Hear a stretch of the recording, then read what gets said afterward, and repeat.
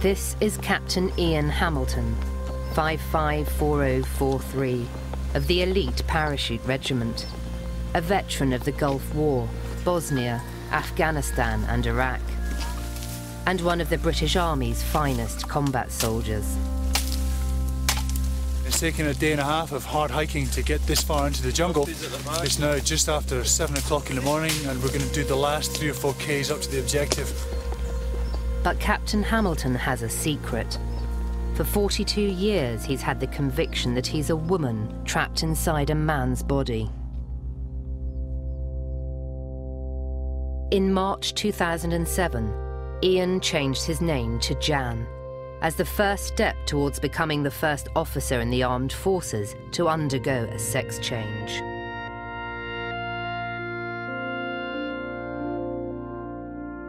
I started filming Jan as she set out on the journey to change her body into that of a woman. Over 8 months, I came to understand the price she must pay to turn herself from macho killing machine into a woman called Jan.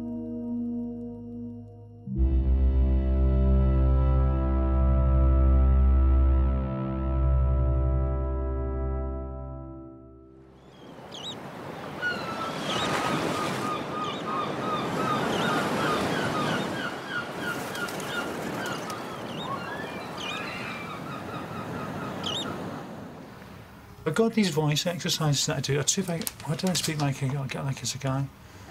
So I've kind of forgotten now. It was down here, something like that. So in the mornings I have to do these things that will raise my voice, and I stand and I kind of go mountain, morag, mogul, money, and what that does is it forces my voice to go higher.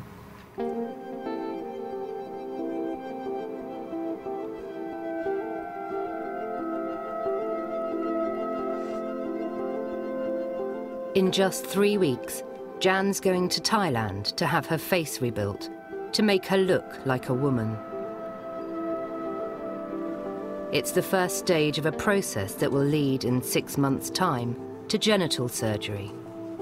Until then, she goes through a physical struggle every day to turn herself from Ian into Jan.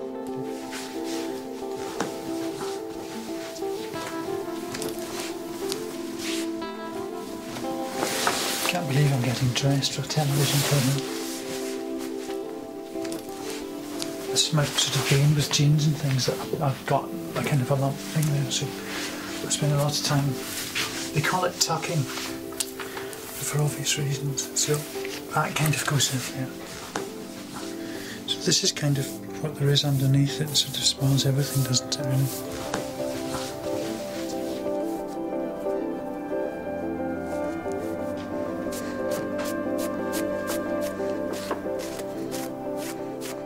You do this mental process in the morning where I still wake up and I still go, God, I'm still Ian, you know, and because my body's not right. And then the further I get down this, by the time I get to this stage, I can look at myself and go, I'm back now.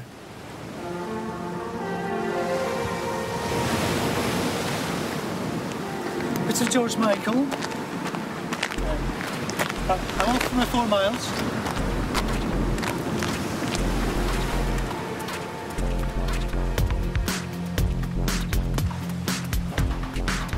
When Jan was a para, she was 16 stone with 14-inch biceps. Now she's relying on Ian's military discipline to help her lose 5 stone and win the battle with her body. Oh, a bit tired, but I mean, I'm not what I was. But then, you know, I'm 42 and I'm on hormones and I've got boobs, I'm wearing a wig, and I've got my dick strapped between my legs, so it's not the easiest of running, really.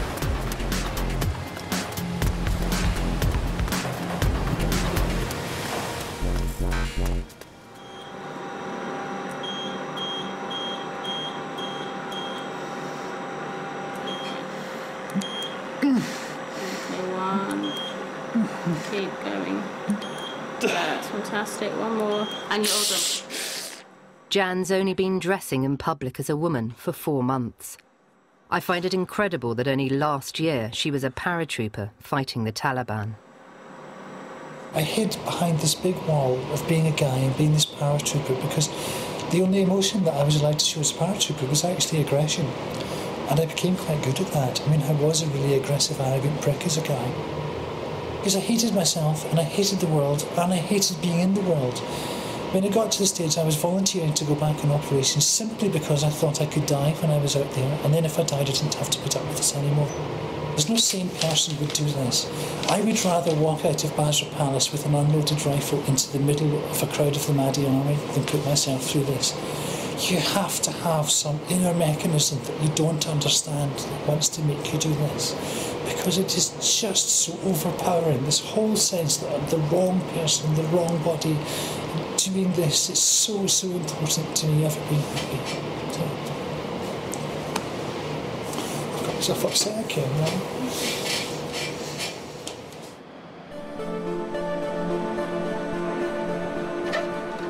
Jan had intended to keep her sex change private until she was warned the tabloids were after the story. A friend of mine in the media phoned up and said the news of the world were about to out me, which I didn't want to have happen. Because I know what the tabloids will do to people like me, and I don't want to be a circus freak because I've done nothing to be ashamed or embarrassed about. Jan quickly took her story to a rival newspaper before she'd had the chance to prepare the ground with either the army or her parents. But there would be a huge price to pay for coming out in public. She'd lose her army career, her friends, and all contact with her family.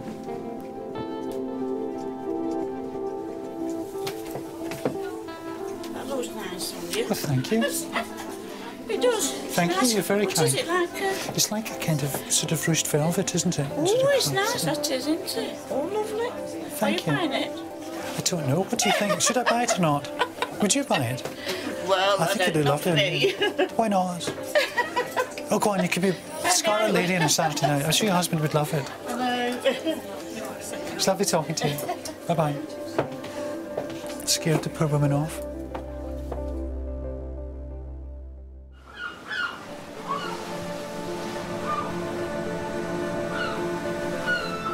Two years ago, Captain Ian Hamilton moved to Blackpool after he'd walked out on his 20-year marriage. He now lives with a new girlfriend, Rachel. Actually, it's complete role reversal in this relationship now, isn't it, really? It is, yes. Plugs, anything to do with anything technical, I end up doing. Flower arranging, you end up doing. For the last 6 months, Rachel's been struggling to come to terms with her macho paratrooper boyfriend, telling her he's a woman. I call it the long creep, really, because it sort of started with things like a bit of makeup. And it was like, well, you know, I need a bit of concealer, I need a bit of foundation. And I thought, well, frankly, most men would look better with a bit of concealer or foundation. And then it got a bit of mascara, and then it was a bit... I suppose where the problem for me started was that one day you bought some women's high heel boots and wanted to wear them with jeans kind of thing. And I just kind of freaked, didn't I? You want to be a woman inside, you dress as a woman in your room at night, and I've got to get up and go out and be a tough paratrooper during the day. It's an impossible thing to try and manage, and I couldn't talk about the gender thing to anybody. I couldn't even talk about it to Rachel. She had some idea, but she didn't know how deep it was. I could kind of see what was coming, but I just wanted to sort of go, la la la la la, it'll all be all right, somehow it'll all work out. And then when you kind of said, you know, I am a woman and I want to probably be a woman, I just felt like someone had just punched me in the stomach. I just felt utterly, utterly devastated. I just thought, well, I can't be with you anymore in a relationship. That's it, that's dead, that's gone. And somehow we have to find a way of ending that part of our relationship and moving on to a different relationship. And we're still working it through, to be honest. You know, I mean, Rachel dates other guys, and it's very hard when Rachel brings somebody back, because I have to give her the freedom to move on in her life, but at the same time, I love Rachel very much. My dearest wish would be, well, if Rachel was lesbian, then it would be really wonderful. I know that sounds a trite statement, but it would be. And every guy I go out with now, it's just like, you know, some of them are quite sweet, but they're all just a bit... I just sort of sit there and I think, you're not Ian. And And it's really hard because we have ups and downs. We really do. It's not easy for us. It's not easy on Rachel, and I know it's hard for her sometimes when she'll walk into the room and I don't have my hair on or something. And she'll get a flashback to Ian. And I just have to pretend that Ian died. That was my way of dealing with it. I just have to go, Ian died. I wanted to know more about Ian's life as a soldier, so Jan showed me some footage of his time in the world's most dangerous war zones.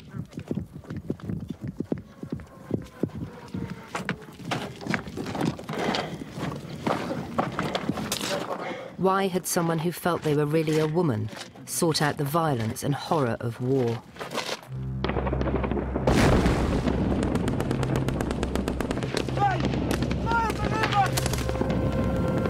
going into the army was my final stab at saying, no, I'm going to be a guy because that's what everybody wants me to be. And I thought, right, if I'm going to prove that I'm the toughest of the tough, I have to become a paratrooper. The job of the parachute regiment is to drop behind enemy lines and to hold an objective until relieved. The job is about killing people, let's make no bones about it. We want to go to war and we want to practice our skills, and we are Britain's cutting edge. There are no finer soldiers in the world. I used to be a bit of a kind of lean, mean killing machine. I'm not anymore, actually. I've become quite a sort of gentle person now. I don't lose my temper or any of that. I get quite upset around violence and so on. Do you think you could still kill somebody? No, actually. Unless it was kind of me or them, do you know what I mean? And even then, I'm not sure, to be quite honest with you. No, all of that's gone. Jan's left the killing fields of war behind, but she still keeps mementos of Ian, the decorated officer. Well, this was when I got a medal from Prince Edward. It's a few years ago now, but I have changed. I would just come back from another tour of Afghanistan. But the night we got these things, he's giving me a box. We were supposed to get the medal, but the army had run out of medals. And we were told we weren't going to get presented with the medal, we were going to get presented with an empty box. But we weren't to let on because Prince Edward had agreed to come. And we just had to gratefully kind of shake his hand, get our empty box, and then give the empty box back at the end because there was a shortage of empty boxes as well.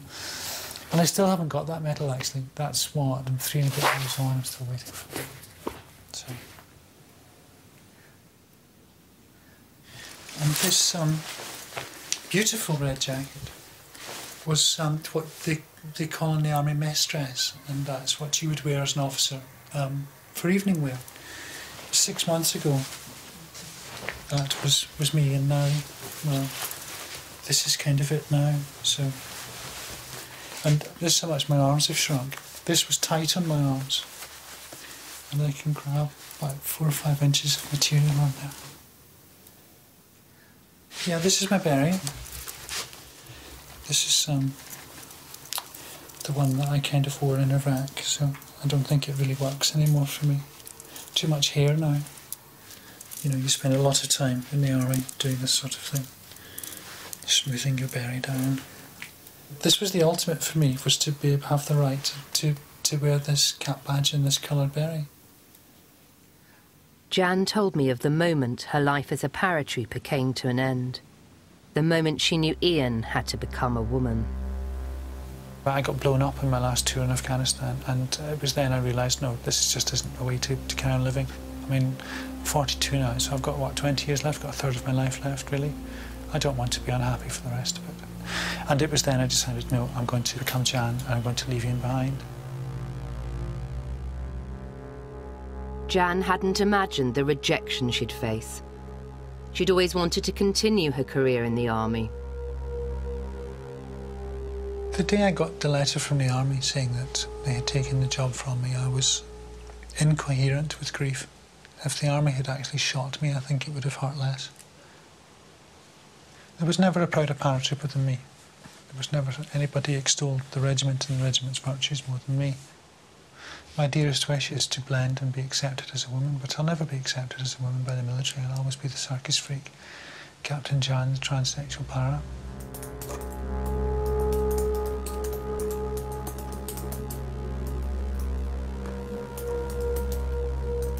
It was not only the army hierarchy who rejected Jan, but also her former comrades.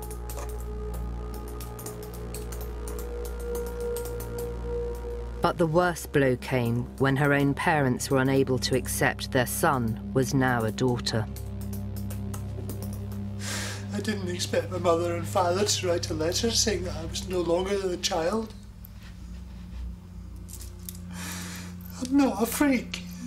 I was just born different, that's all.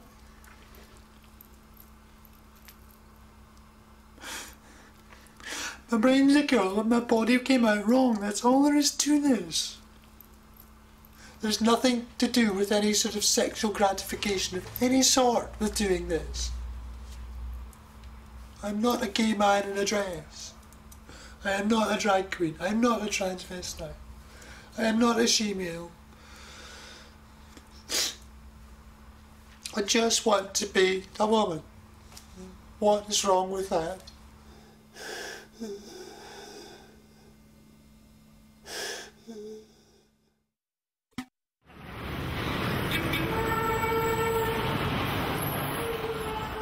Despite all her distress, Jan hasn't wavered.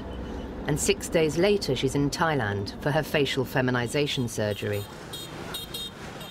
She spent months researching on the internet and has chosen the world's leading transgender surgeon. It's her first consultation with Dr. Suporn about her new face and breasts. I'll take off my hair. Please tell me about your opinion when you look at your face. Okay. Which part that you don't like and you like What I don't like is this part of my forehead is quite sort of protruding. It doesn't look all that great. So, I mean, I'm not so bothered about my chin and so on, but I think it's the upper half of my face. Can I show you who I would like to look like? Yes, you Okay. can. This has been a lady that I've admired all my life. That's Sophia Loren. Jan knew what to expect, but I was shocked to hear the gruesome details of the surgery. Dr. Suporn will peel her face off, grind down her eye socket bones, and saw off the front of her skull. So, because my forehead is so prominent, you've got to kind of take it off, reshape it, and then you screw my forehead back on again. Yes. Then her scalp will be sliced off and pulled forward to create a female hairline. So, He'll insert breast implants and reshape her lips into a female pout. And then Jan's eyelids will be cut in half and sewn into an almond shape. And you're going to work on my nose as well then? yes, your nose is Finally, her nose will be broken and rebuilt to make it look more feminine. good proportion. Great. Fantastic. Thank you.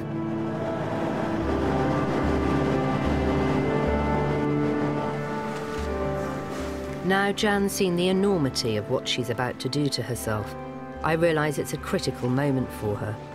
Soon, Ian's face will be gone forever.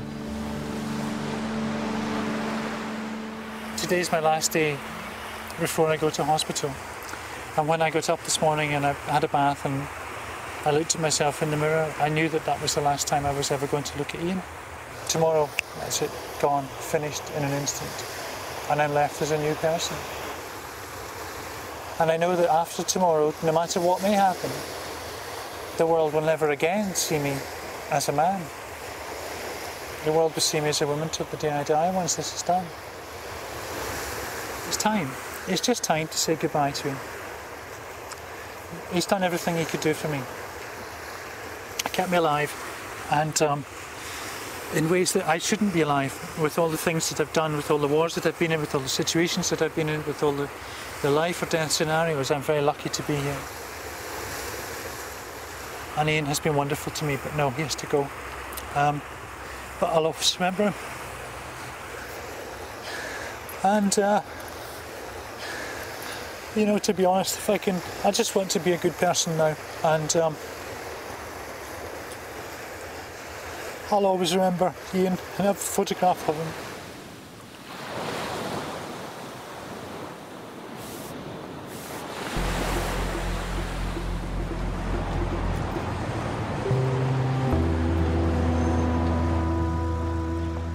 It's the day of Jan's surgery.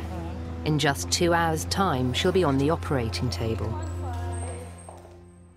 As she settles into her room, I see she's got cards from friends, but nothing from her parents or girlfriend Rachel. But there is a card from her ex-wife Morag, someone she hasn't talked to me about before. Morag was the love of my life, really, and will always be a big part of my life. And it's one of the great regrets of all of this, that the relationship that we had, it didn't fall apart because of it, but it will never be the same again because of this. She's known me the longest and has been the kindest and the most understanding about all of this as well. From the second I told her, she has said it doesn't matter because she can see beyond the physical to the person that I am within, which is a hurdle that most other people, including the person that, including Rachel, could never get beyond. And that's a sadness. I mean, as I sit here today, Rachel and I have gone our separate ways, and she has another man now, and there was no rancour on my part about it, but Rachel couldn't really deal with this. You woke up this morning from Rachel's flicker with her dad? No. I've never had any doubt. From the day I made this decision, I've never had any doubt. This is the only way forward for me. I have doubt in that I am scared, yes. But doubt about the decision, doubt about doing it, no. Never had that. So, anyway, I need to get my officer face on because I can't show weakness when the doctor comes in. You know? Once a paratrooper, always a paratrooper.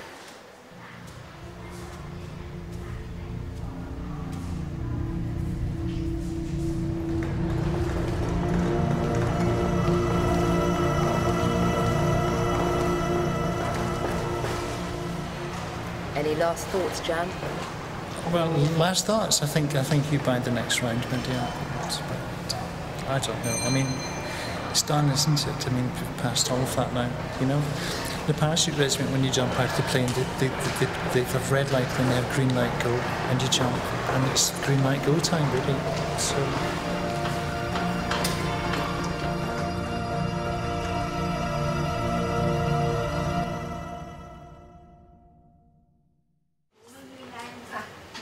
Jan returns after 12 hours on the operating table.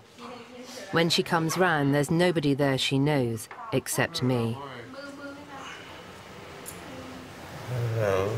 Hello. Hello. You okay? Where's Jane there? Jane?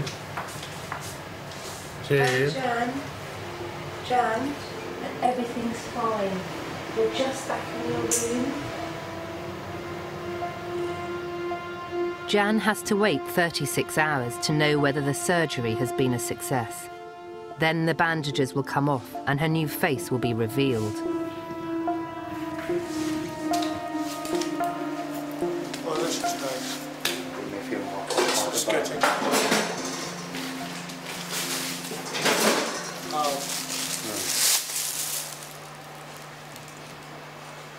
Can you lay that right now, please? Like,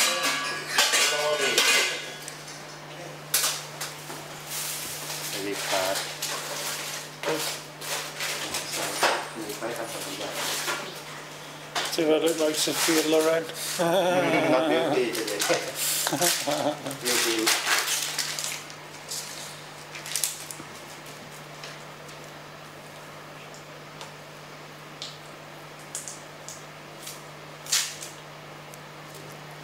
That bandage was getting uncomfortable.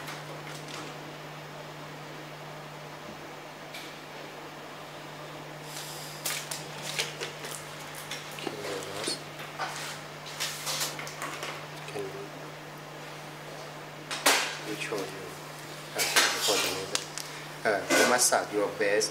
Yeah. Just only move the Okay. It's pain when you start, Yes. but after you push it for 3 or 4 times, it's less painful. Okay. So try to do it. Okay. Just start by your hand here. Push it. And not Okay. pull the skin. Just pat it. Okay. Hello. Take care. Thank you, thank you, thank you. Thank I just feel really weird. But I don't look like I used to look like.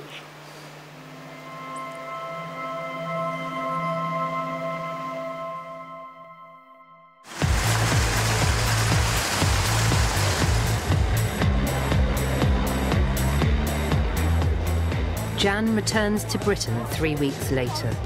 She looks so different with her new face and pneumatic breasts, like the sister Ian never had.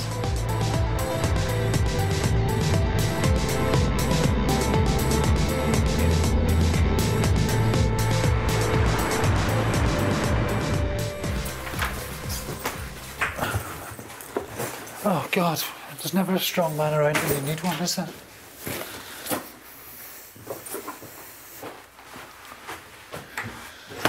Well, home sweet home. Let's see what I got left.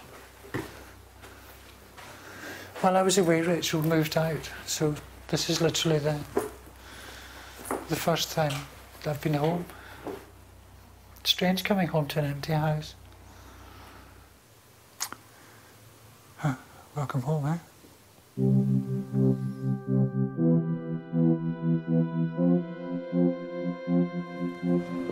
Without family, army comrades or a girlfriend, Jan is making a new life with the friends who've only known her as a woman. Hello, boys. How are you? How are you? It's amazing. Nice to see you. Nice to see you. Do you want a coffee? Shall we sit down and have a coffee? Come on. I can't get over how good it is. It's brilliant. I thought you'd be blocking I I know it doesn't do much for you, but you do a lot for me. Excellent. I took a photograph of Severe Lorraine. I really called myself. Really? I said, look, I want to look like that, and if I don't look like that, I want the money back. Thanks, cheers. So they have to take you take your face off. I mean, this half of my face was on my chin, basically. Oh, I know, let's make you feel ill.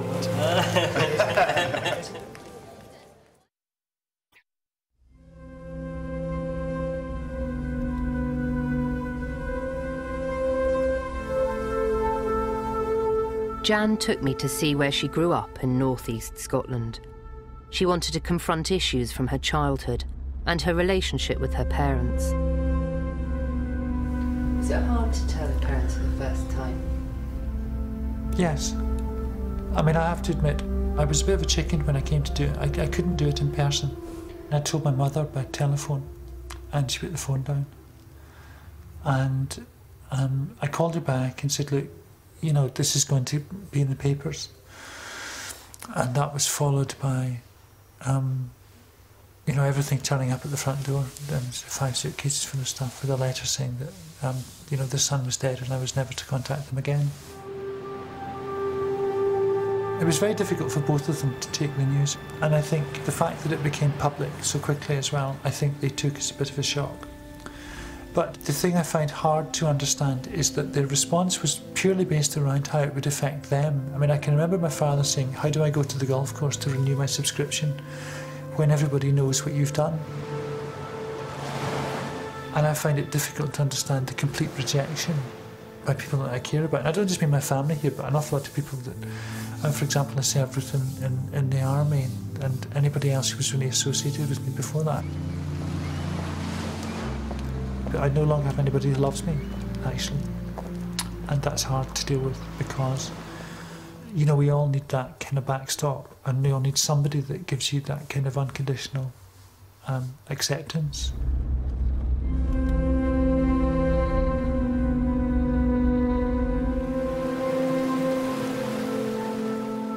Jan couldn't take me to see her parents, but she took me to Dunnottar Castle to revisit her childhood memories.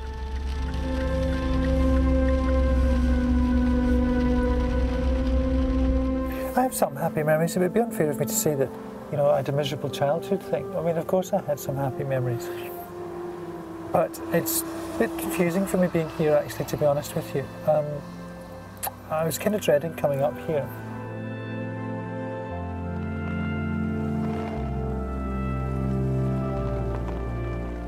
I A lot of this has been saying goodbye to a lot of things about, you know, my previous life. I mean, I'm obviously no longer even remotely close to looking like what I looked like most of my life, but it is a sense of, yeah, I suppose goodbye, really.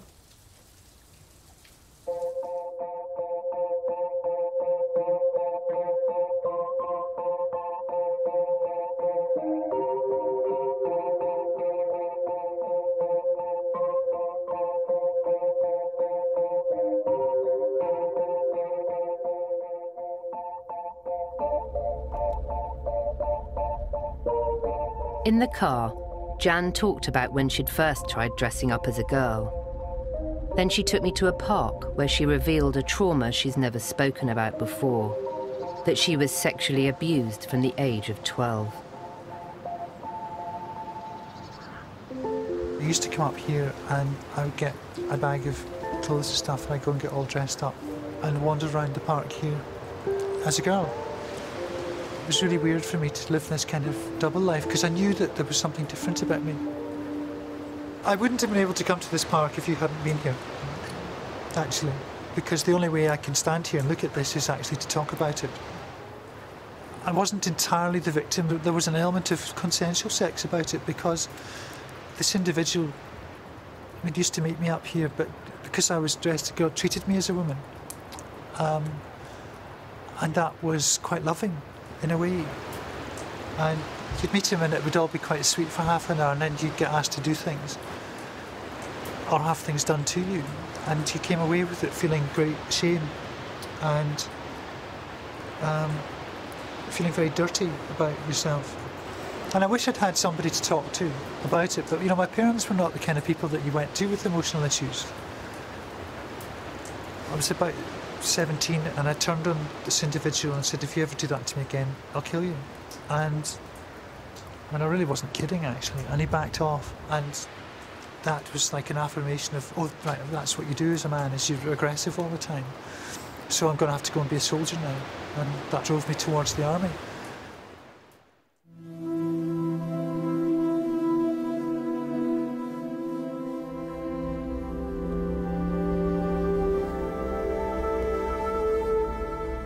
As we drove back south, Jan was determined to face up to another part of her past. She'd arranged to meet Morag, the wife of 20 years that she'd deserted.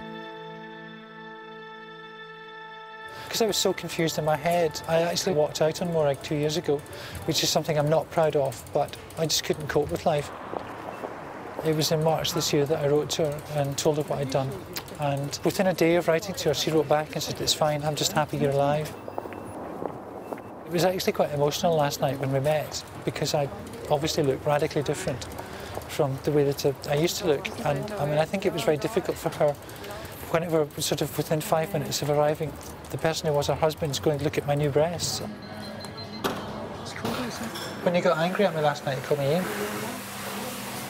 Well, I spent 20, how many years calling you? Strange that, a bit Freudian that, when you get angry at me, you call me Ian. Maybe that's it. Well, when I get angry, you're normally being what a man. Selfish. Yeah, you get selfish. I did not. Monique, you really surprised me last night by picking an argument with me. That's right. As if I wouldn't. You did it with them, say it. I know, but you just get become so selfish, and that's when you become Ian. Rubbish.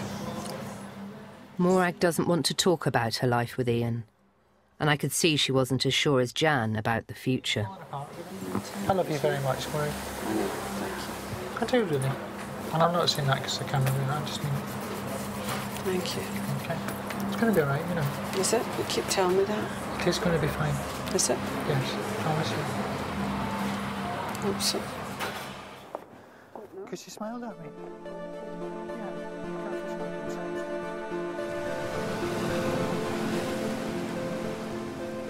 Back home in Blackpool, it's Remembrance Sunday.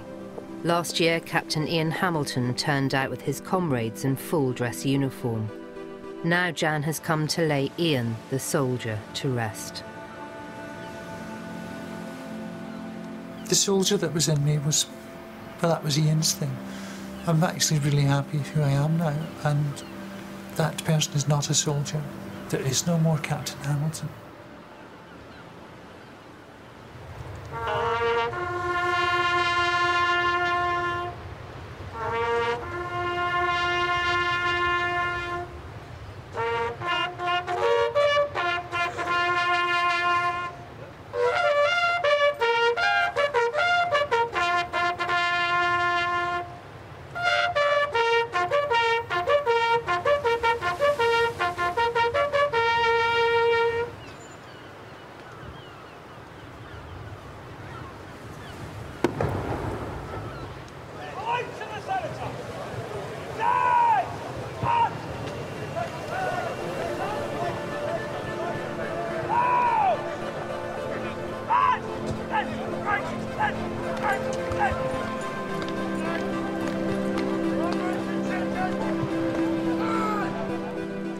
It's just weeks until the final stage of her transformation, when Jan returns to Thailand to have her genitals removed.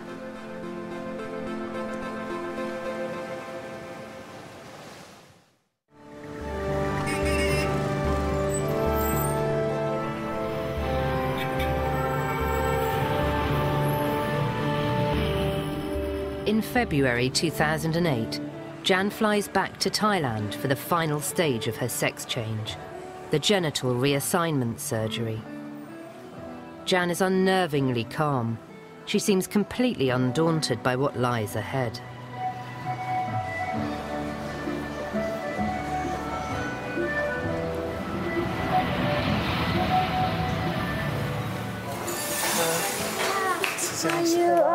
Nice to meet you again.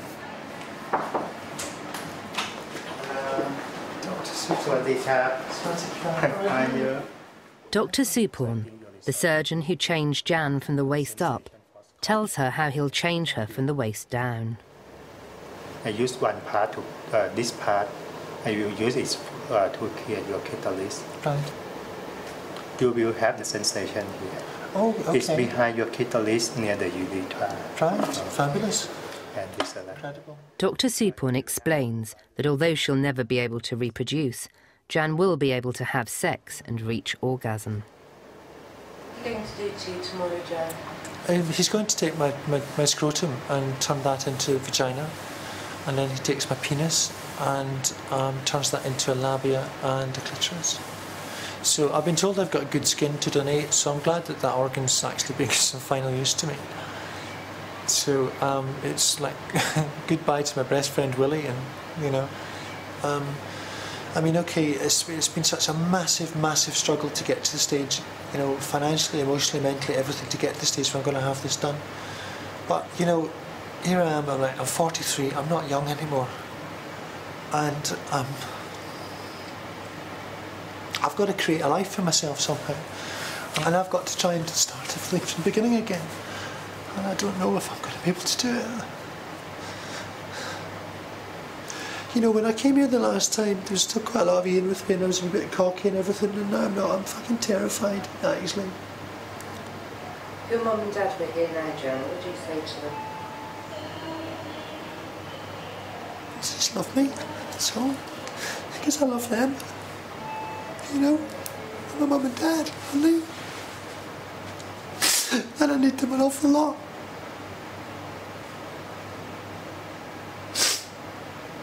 I'm really happy as a woman, and my heart's bursting, to be honest with you. It's broken, and I'm just desperate to be loved and love somebody. I'm so bloody lonely all the time.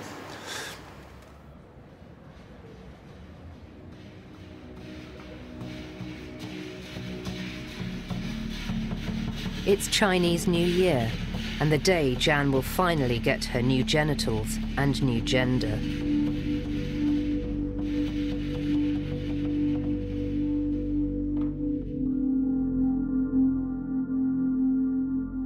In just a few minutes, the last remnants of Ian will be removed by the surgeon's knife.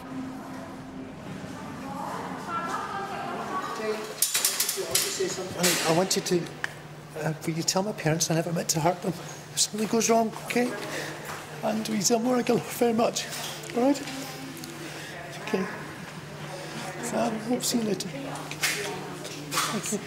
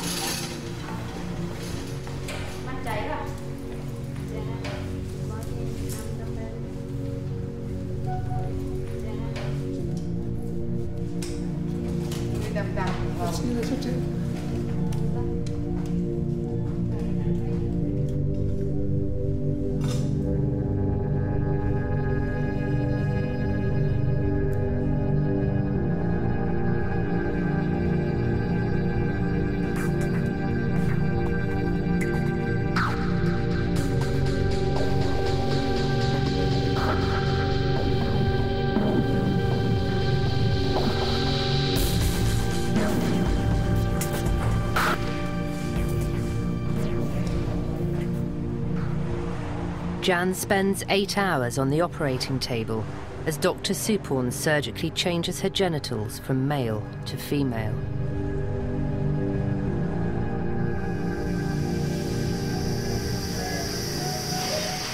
Where's Jane?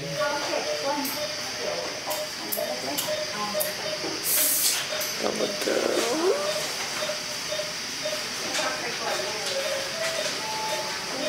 Jane,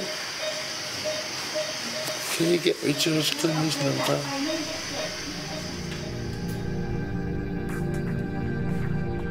She's given up everything from her past to get here.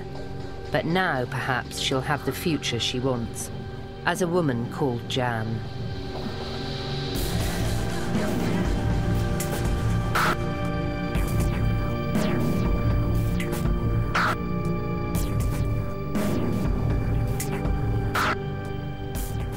I've seen what, you know, it looks like down there. Not very pretty at the moment, I've got to say.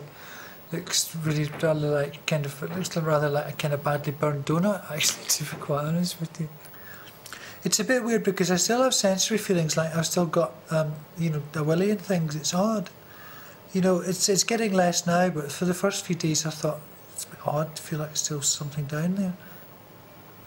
I'm proud of myself for the effort and the discipline that I've had to put in to change my body, to learn to speak again, to learn to dress again, to gain some semblance of a female figure, to become a woman. I'm proud of myself for having achieved all of that.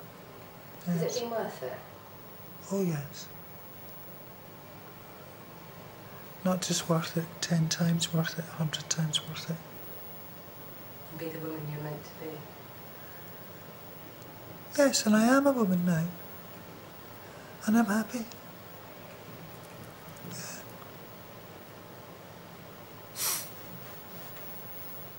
Truly. I'm truly happy.